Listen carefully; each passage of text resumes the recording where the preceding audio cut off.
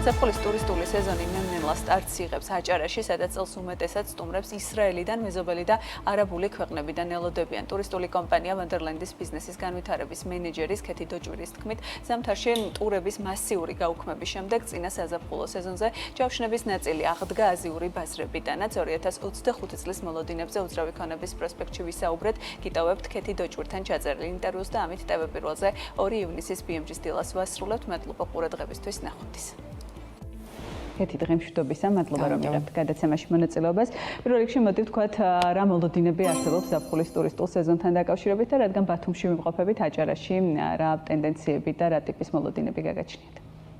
ძალიან გამიჭირდება, რომ რამე მოლოდინზე ვილაპარაკოთ, თუმცა ველოდებით, რომ სტაბილურად ბათუმში მინიმუმ ისე ჩაივლის ტურისტული სეზონი, როგორც წინა წლებში, იმიტომ რომ უკვე ვხედავთ რაღაც გარკვეული რაოდენობის ტურისტებს ქალაქში და მათ შორის დიდ ჯგუფებსაც, თუმცა ტენდენცია არის ის, რომ კონკრეტული ქვეყნებიდან დომინირებს ტურისტების ნაკადები, ესენი არის ისრაელი, უახლოესი მეზობელი ქვეყნები. გარკვეული წილი არაბულ ქვეყნებზეც მოდის, მაგრამ ყველაზე დიდი მასა ამ შემთხვევაში არის სლავური ქვეყნებიდან, რომლების იდენტიფიცირებაც ამ შემთხვევაში არის რთული, იმიტომ რომ ყველა რუსულენოვანია და რთულია იმის განსაზღვრა, ვინ არის რეალურად ტურისტი და ვინ არის აქ მაცხოვრებელი და რამდენიმე წლის წინ ჩამოსული ადამიანი. აი მიმდინარე წელს მაგალითად ხო არ იყო რაიმე წინასწარი მოსამზადებელი სამუშაოები, დაემატა ფრენები იმისათვის, რომ წლევანდელი წელი უფრო კარგი იყოს ტურიზმში, იმიტომ რომ ცოტა ხნის წინ ძალიან საინტერესო კვლევაზე იყო საუბარი გალტენ თაგართის მხრიდან, სადაც აღნიშნული იყო, რომ ტურიზმი მინიმუმ 10-15%-ით უნდა იზრდებოდეს იმისათვის, რომ უძრავი ქონებაც ინარჩუნებდეს მიმზიდველობას და აი რამე სამუშაოები ხო არ არის, რაზეც შეიძლება საუბარი.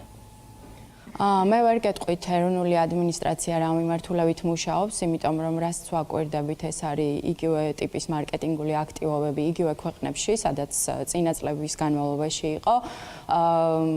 იგივე მეთოდებით, ანუ უბრალოდ გაიზარდა ამ შემთხვევაში ინფლუენსერების წილი, იმიტომ რომ ძირითადად მაინც ინფლუენსერებზე დაყრდნობით ხდება ამ შემთხვევაში მარკეტინგული და სარეკლამო კამპანიების წარმოება, თუმცა ვერ ვიტყვი, რომ რამე სახის განსაკუთრებულ წინსვლას უნდა ველოდეთ წელს, იმიტომ რომ პირადად ჩვენი კომპანიის შემთხვევაშიც და ბევრი სხვა ჩვენი კოლეგის მოსაზრებების გათვალისწინებით შემიძლია ვთქვა, რომ ზამთარი ჩვენთვის იყო უმძიმესი მთელი საქართველოს მასშტაბით, იმიტომ რომ იყო უამრავი გაუქმება, იყო საოცრად არასტაბილური და რთული სიტუაცია ქვეყანაში, შესაბამისად ტურიზმი არის ესეთი სენსიტიური სფერო, რომელზეც ნებისმიერი ტიპის ცვლილება ან არეულობა მაქსიმალურად მოქმედებს. ამიტომ დღეს მაინც ამ შედეგებს ვიმკით, იმიტომ რომ არის გარკვეული ქვეყნები, ვისთვისაც აუცილებელია რომ იგრძნოს, რომ იმ ქვეყანაში სადაც ტურისტებს უშვებენ, იქ იქნებიან მაქსიმალურად დაცული. აი ჩვენ შემთხვევაში ჩვენ აზიურ ქვეყნებთან მუშაობთ, ბოლო წლებია და მათთვის უსაფრთხოების გარანტიები არის ყველაზე მნიშვნელოვანი.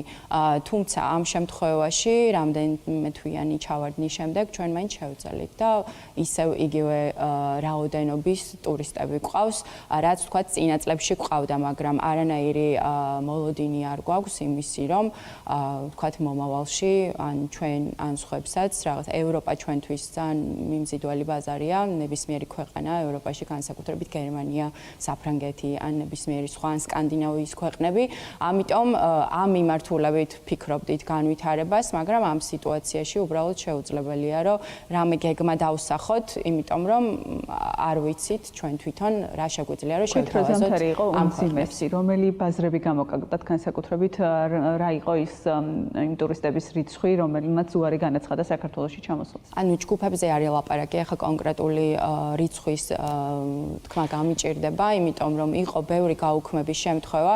ჩვენ ზოგადად გვყავს სერიული ჯგუფები, რომლებიც ყოველ კვირაში ჩამოდიან და მთელ საქართველოში მოგზაურობენ და ასევე კავკასიაშიც. ამიტომ განსაკუთრებით დეკემბერი-იანვრის პერიოდში ეს გაუქმებები იყო ძალიან მასიური სახის. მაინც ჰქონდა შენარჩუნებული რაღაც გარკვეული მუშაობის სტანდარტი, მაგრამ ბევრი გაუქმება იყო ისეთი, როგორც არ პრობლემა რასაც ასახელებდნენ ისინი და რატომაც იკავებდნენ არეულობა ქვეყანაში, იმიტომ რომ ჩვენი ტურისტების დიდი ნაწილი ჩამოდის თბილისში, მათი უმრავლესობა რჩება ძველ თბილისში, შესაბამისად მათთვის უსაფრთხო არ იყო გარეთ გამოსვლა და კეთი, ჩვენ ხედავთ თბილისშიც და ბათუმშიც, რომ დეველოპერული პროექტების რაოდენობა იზრდება. თუმცა საინტერესოა სასტუმროების ნაწილში რა ხდება განსაკუთრებით აჭარის რეგიონში. იზრდება თუ არა სასტუმროების რაოდენობა, თუ კი შემოდიან თუ არა დამატებით სხვადასხვა საერთაშორისო ბრენდები და საერთაშორისო ქსელის წარმომადგენლები, თუ როგორი ტენდენცია და სურათია ამ მხრივ.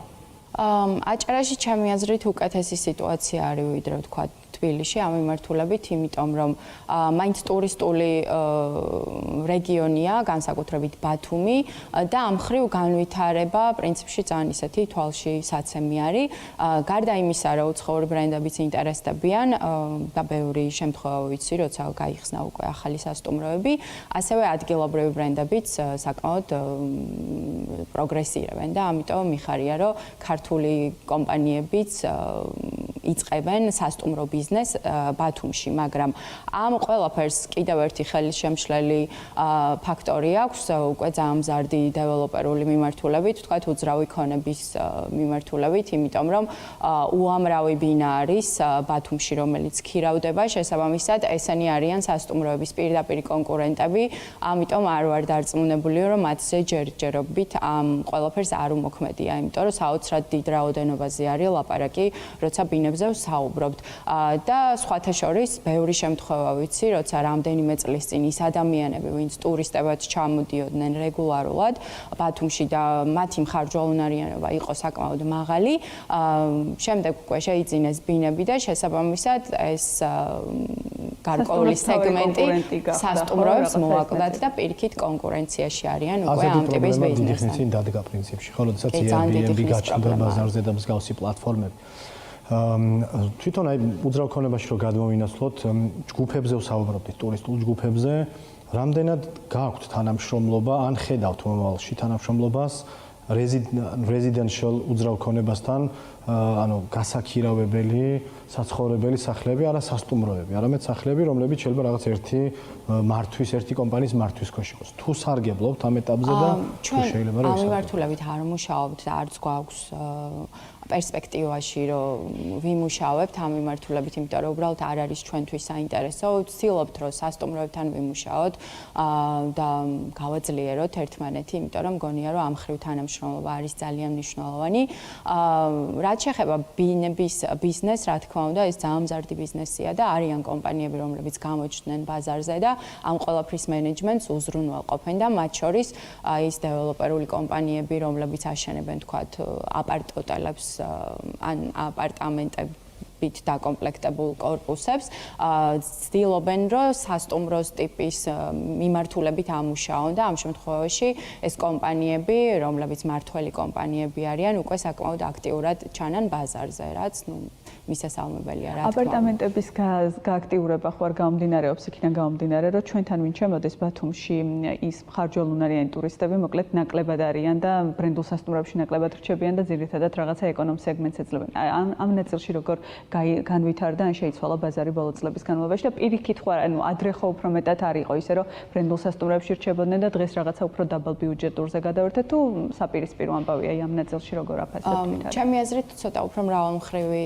ამბავია, რა თქმა უნდა, ბრენდულ სასტუმროებს ყოველთვის ყავთ თავიანთი მომხმარებლები და საბედნიეროდ ეს სასტუმროები ასე თუ ისე დატვირთულები არიან, არა მარტო ინდივიდუალური ტურისტების კუთხით, ჯგუფების კუთხითაც, იმიტომ რომ ჩვენ ყავს საბედნიეროდ ჯგუფები, რომლებიც მაღალი კლასის სასტუმროებით არიან დაინტერესებული და ჯერჯერობით ეს ბაზრები ჩვენ ჯერ კიდევ შენარჩუნებული ყავს.